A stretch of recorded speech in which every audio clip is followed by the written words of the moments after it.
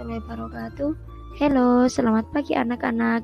Pada pembelajaran kali ini kita memasuki bab yang kelima, yaitu dengan tema Selamat datang Nabiku, kekasih Allah Subhanahu wa Ta'ala. Selamat belajar. Subtema yang pertama yaitu tentang kehadiran sang kekasih.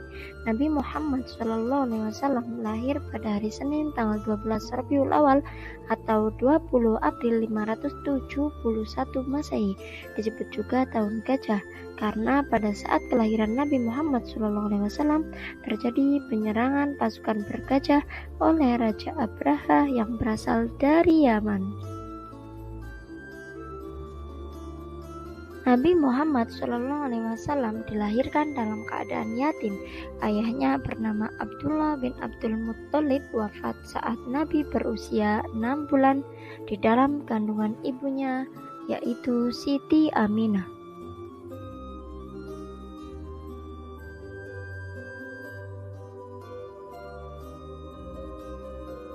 Saat bayi, Nabi Muhammad SAW kemudian diasuh oleh Halimah As-Sa'diyah dari Bani Sa'ad sampai usia 5 tahun.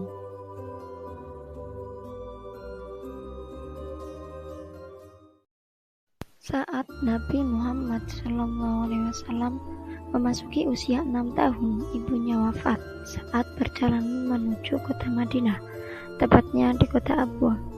Kemudian setelah itu Nabi diasuh oleh kakeknya bernama Abdul Muttalib.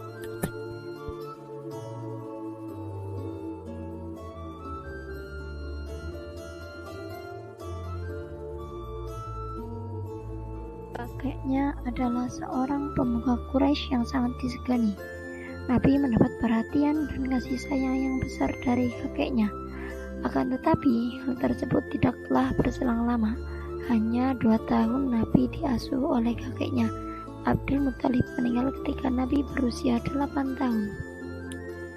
Selanjutnya Nabi Muhammad SAW diasuh oleh pamannya, yaitu Abu Thalib, sampai menginjak remaja.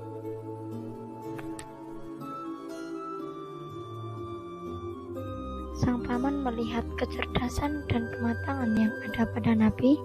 Maka pada usia 12 tahun Nabi Muhammad SAW diperkenalkan dengan dunia perniagaan. Nabi yang masih remaja ikut serta dalam pengelolaan perniagaan pamannya.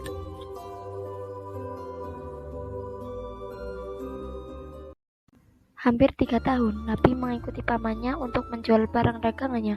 Ketika suatu hari kafilah dagang mereka sampai di Basra, di wilayah Syria, terdapat seorang pendeta Buhaira yang menghampiri Abu Thalib dan mengatakan, "Wahai Abu Thalib, aku mengenali bahwa anak muda ini akan tumbuh menjadi sosok yang kelak dinobatkan rahmat bagi alam semesta.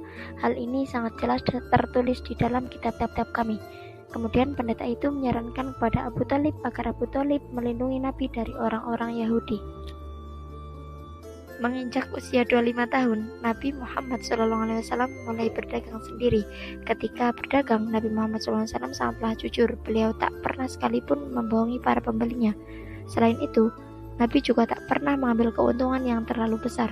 Beliau selalu berkata sopan, ramah, dan penuh kasih sayang. Jadi, keberhasilan usaha daging Nabi Muhammad SAW disebabkan oleh pribadi mulia yang beliau miliki.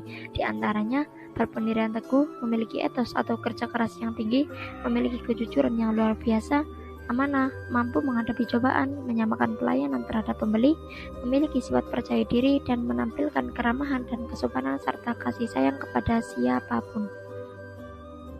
Kejujuran, perilaku santun, kesopanan berbicara, kerja keras, dan kecerdasan Nabi Muhammad SAW merebut hati setiap orang termasuk tuanya, yaitu Siti Khadijah. Siti Khadijah tertarik pada Nabi Muhammad SAW. Kemudian mereka menikah, dan dalam pernikahannya itu tersebut dikaruniai 7 orang anak, yaitu Ibrahim, Qasim, Abdullah, Zainab, Ruqayyah, Ummu Kulsum, dan Fatimah. Kemudian Nabi Muhammad SAW melakukan uzlah atau mengasingkan diri di Gua Hiro. Sebab yang kedua yaitu Nabi Muhammad SAW diangkat menjadi Rasul.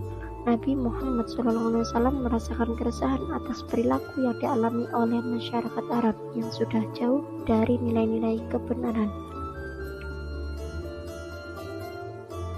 Hal tersebut dilakukan oleh Nabi selama berkali-kali, sampai pada tanggal 17 Ramadan tahun ke-40 dari kelahirannya, Nabi didatangi malaikat Jibril dan menerima wahyu yang pertama, yaitu Quran Surat Al-Alaq ayat 1-5. Yang ketiga yaitu dakwah Nabi Muhammad SAW. Dengan turunnya wahyu yang kedua, yaitu Quran Surat Mudaththir ayat 1-7, Rasulullah mulai berdakwah secara sembunyi-sembunyi. Nabi mengajak orang-orang terdekatnya. Tujuannya ialah agar mereka lebih dulu percaya kepada seruan Nabi Muhammad SAW serta mengikutinya. Tempat yang beliau pilih untuk berdakwah ialah rumah Al-Arqam bin Abil Arqam Al-Azumi. Selanjutnya, orang-orang pertama yang masuk Islam disebut dengan as-sabiqun al-awwalun. Mereka diantaranya ialah Siti Khadijah, Abu Bakar, Ali bin Abi Thalib, Zaid bin Harisah, dan Ummu Aiman. Setelah Rasulullah SAW menerima wahyu yang ketiga, beliau mulai berdakwah secara terang-terangan. Pertama-tama, Nabi mengumpulkan sanak keluarganya di Bukit Sofa untuk beriman kepada Allah Subhanahu wa Ta'ala. Akan tetapi, salah satu pamannya, yaitu Abu Lahab, bersikap sinis dan tidak mau menerima dakwah Nabi Muhammad SAW. Banyak sekali cara yang dilakukan oleh orang-orang kafir Quraisy untuk menghambat dakwah Rasul. Di antaranya, mereka mencoba menyuruh pamannya, yaitu Abu Thalib, untuk menghentikan dakwah Rasulullah SAW. Akan tetapi, Rasul menolak.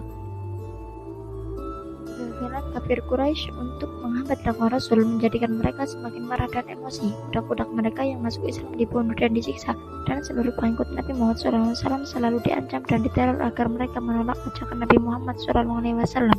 Setelah kafir Quraisy gagal lagi, akhirnya mereka memboikot Nabi Muhammad SAW, Bani Muthalib dan Bani Hashim.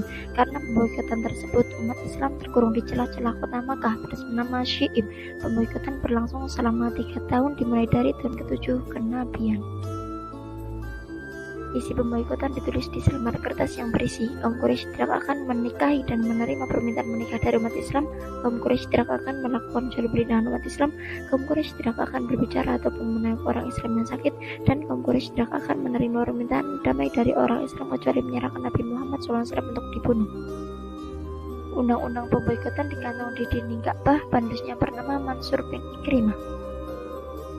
Setelah 3 tahun, undang-undang tersebut rusak karena dimakan rayap. Kemudian undang-undang tersebut dirobek oleh Zubair bin Umayyah, Hisham bin Amr, Mu'tim bin Adi, Al-Abi Bukhari bin Hisham, dan Zam'ah bin Al-Aswad.